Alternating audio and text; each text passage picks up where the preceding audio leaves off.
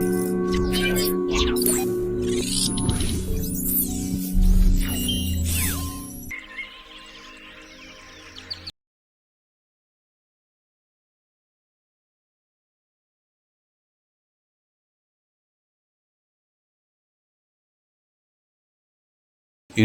அக்பரின் புகழ்பெற்ற சுல்லி குல் கொள்கை குறித்து அறிந்து கொள்ளலாமா?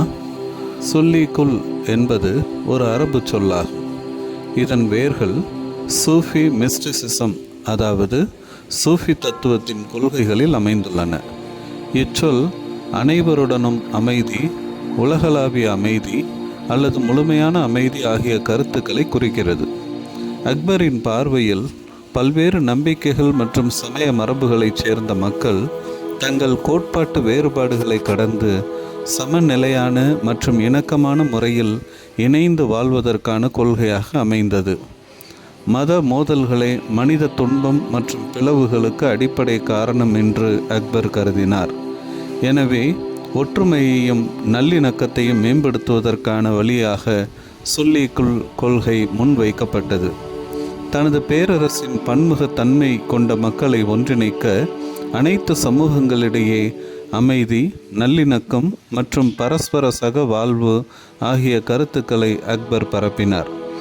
சகிப்புத்தன்மை, மரியாதை, சமநிலை மற்றும் விட்டு கொடுக்கும் மனப்பான்மை ஆகியவற்றின் மூலம் சமூக மற்றும் சமய ரீதியாக பன்முகத்தன்மை கொண்ட ஒரு சமூகத்தில் உறுதித்தன்மையை ஏற்படுத்துவதே சுல்லி குல் கொள்கையின் நோக்கமாகும்.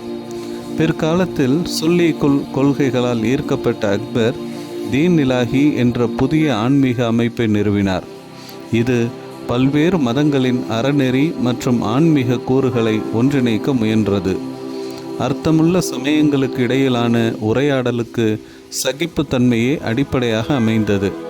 கலாச்சார மற்றும் சமய பன்முகத்தன்மை கொண்ட சமூகத்தில் சுல்லி குல் என்ற கருத்து முக்கியத்துவம் பெற்றது.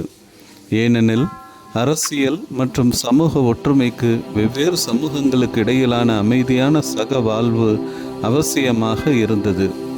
இக்கொள்கை பேரரசரையோ அல்லது பிற சமயங்களையோ அவமதிக்காமல் அனைத்து சமூகத்தினரும் தங்கள் சமயத்தை பின்பற்றுவதற்கான சுதந்திரத்தை அனுபவிக்க வழிவகுத்தது.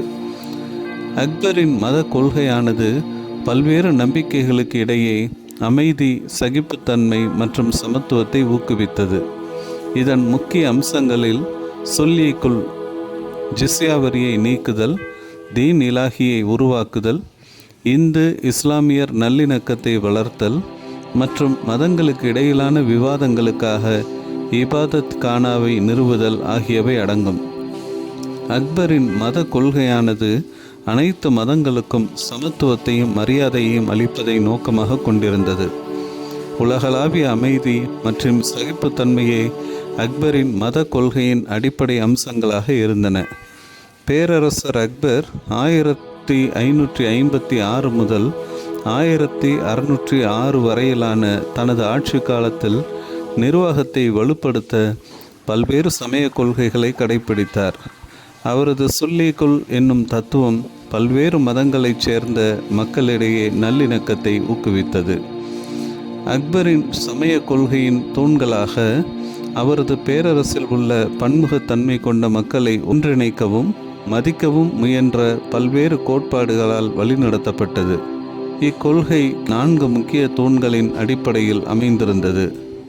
பல்வேறு மத குழுக்களிடையே நட்பு மற்றும் புரிதலை வளர்த்தல் என்பதற்காக நட்புணர்வு தூண் என்பதாகவும், மத வேறுபாடின்றி அனைத்து மதங்களையும் மக்களையும் சமமாக நடத்துவதற்காக சமத்துவ தூண் என்பதாகவும், பல்வேறு பின்னணிகளை கொண்ட மக்களிடையே இரக்கத்தையும் புரிதலையும் ஊக்குவிக்க கருணை தூண் என்பதாகவும், மத சுதந்திரத்தை உறுதி செய்தல் மற்றும் பல்வேறு நம்பிக்கைகளை வெளிப்படுத்த அனுமதித்தல் சகிப்புத்தன்மை தூணாகவும் அமைந்திருந்தது.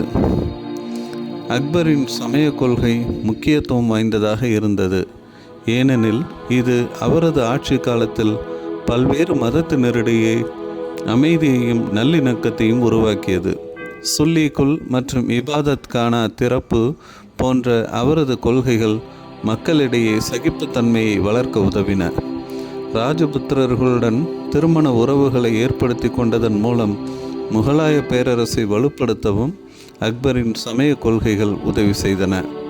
சதி முறையை கண்டித்ததோடு பெண் சிசு கொலையையும் தடை செய்ததன் மூலம் அவரது முயற்சிகள் சில சமூக சீர்திருத்தங்களையும் ஏற்படுத்தின. நன்றி. தொடர்ந்து இணைந்திருப்போம். புதிய காணொளிகளை பெற லைக் பண்ணுங்கள், ஷேர் பண்ணுங்கள், சப்ஸ்கிரைப் பண்ணுங்கள்.